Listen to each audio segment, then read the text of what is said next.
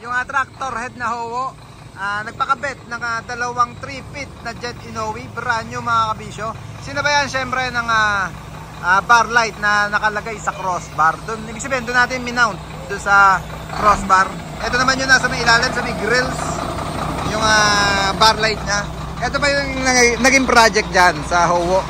Yung side grill nila mga kabisyo, nakaganyan na, naka-setup na nung dumating. Pinabalutan na lang ng stainless kada liner.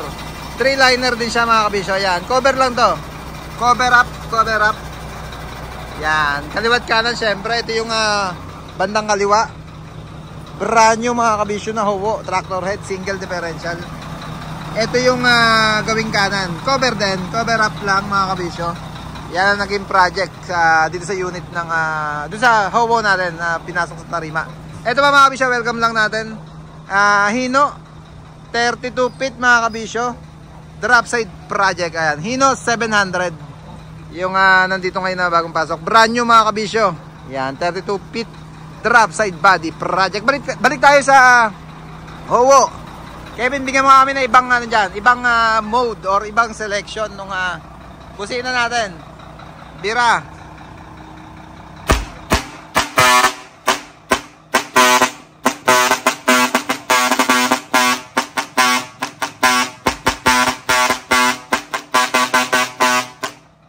Ayan mga kabisyo. Ayan yung 3-feet natin na merong Kabisyo Express horn module. Ayan